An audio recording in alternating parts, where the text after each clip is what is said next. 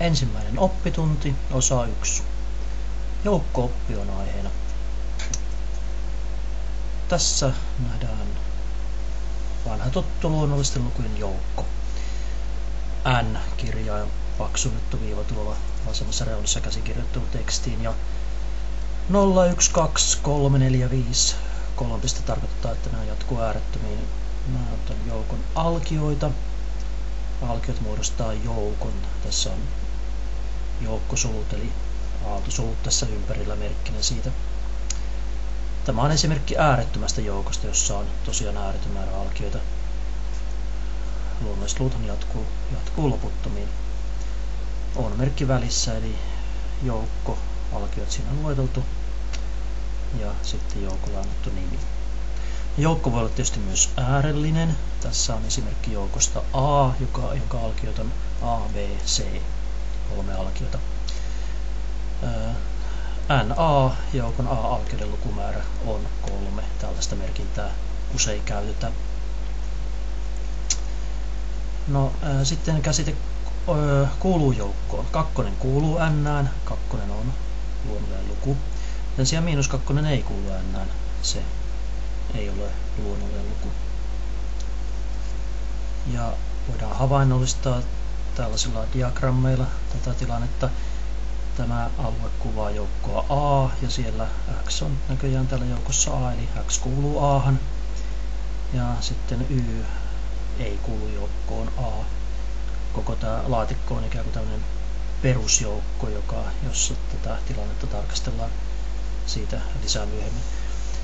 Sitten hauska joukko on tyhjä joukko. Siellä ei ole lainkaan alkioita. Nämä ovat hyviä tyhjän joukon merkintöjä. Molemmat tarkoittaa tyhjää joukkoa. Eli N-tyhjä joukko on 0. Ei yhtään alkiota. No tietysti jos meillä on sitten joukko, jossa on alkiona 0, niin tämä ei tietenkään ole tyhjä joukko. Siellä on yksi alkio. Yksi alkioinen joukko. Osajoukon käsite. Tässä 2, 3 ja 4 muodostaa joukon, 3 alkioisen joukon. Kaikki 2, 3 ja 4, kaikki nämä kuuluvat myös N, eli hyvällä syyllä voidaan sanoa, että siinä meillä on N:n osajoukko. Osajoukon merkki on siis tuo. Ei saa sotkea merkintöjä. 2 kuuluu alkiona N:ään, mutta joukko, jonka 2 muodostaa yksinään, tällainen yksialkinen joukko, se on osajoukko N:lle. Siis joukko, mutta alkio. Alkiot kuuluu, joukot on osajoukkoja. Sitten voidaan tällainen hiukan hienomminkin määritellä tämä osajoukon käsite. Eli jos alkio kuuluu Ahan, jos siitä seuraa, että jos kaikki alkiot kuuluu myös B:hen, sitähän tämä tarkoittaa, niin silloin A on B:n osajoukko. Täältä tarvitaan joissakin tämmöisessä, tai siis jos pitää todistaa joukko toisen osajoukoksi, niin totta kai jos me nähdään joukon A-alkiot ja nähdään joukon B-alkiot, niin eihän siinä silloin mitään tarvitse todistaa. Me nähdään, että onko A, B osajoukko vai ei. Onko jokainen A-alkio myös B-alkio. Mutta yleensä kun annetaan joukkoja, niin annetaan joku tietty ehto, vaatimus, jonka alkion X tulee toteuttaa, jotta se kuuluu joukkoon A. Samoin joukon B-alkiot ilmoitetaan usein sillä lailla todellakin, että niitä ei luetella, vaan annetaan todellakin joku ehto, joku vaatimus, jonka alkion tulee toteuttaa ja silloin se kuuluu B:hen. Eli yleensä jos pitää todistaa joku joukko jonkun toisen joukon osajoukoksi, niin otetaan alkio A:sta, eli ajatellaan, että se alkio toteuttaa A-joukkoon kuulumiselle esitetyt vaatimukset ja pyritään siitä sitten todistamaan, että se kyseinen alkio toteuttaa myös kaikki joukkoon B-kuulumiselle esitetyt vaatimukset eli kuuluu B:hen ja silloin voidaan katsoa, että tämä on todistettu. Tästä ehkä hiukan myöhemmin joku tämmöinen todistus tuleekin vastaan.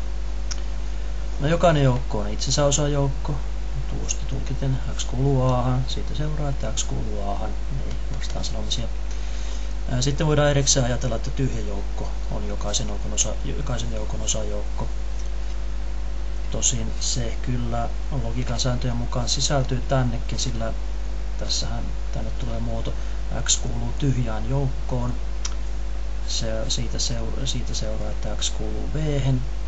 Ja nyt logiikan sääntöjen mukaan tällaiset, no niitä sääntöjä meillä ei vielä ollut, mutta tämä lause tässä, tämä kokonaisuus, jos tämä on epätosi, niin kuin x kuuluu tyhjään joukkoon, sehän on mahdotonta, eli epätosi, tyhjässä joukossa ei ole alkuta lainkaan, niin logiikan sääntöjen mukaan tällainen niin kutsuttu implikaatio, että seuraus, tämä kokonaislause epätodesta seuraa jotakin, niin se itse asiassa on logiikan sääntöjen mukaan tosilause.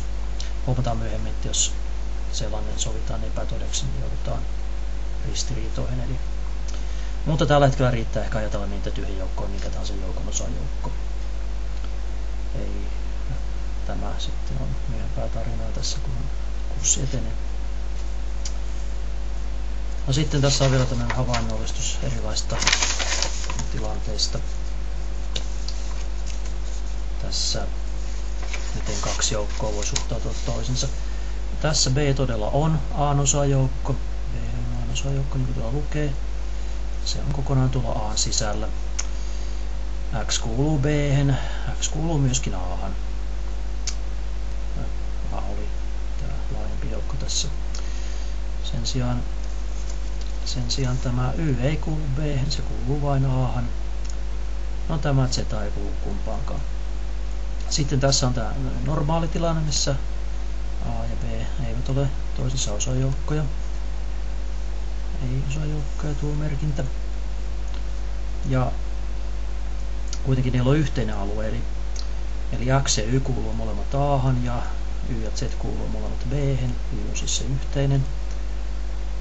Sen sijaan kaksois V ei kuulu kumpaakaan ja tämä Z ei kuulu A-han eikä sitten tuo X kuuluu B-hen.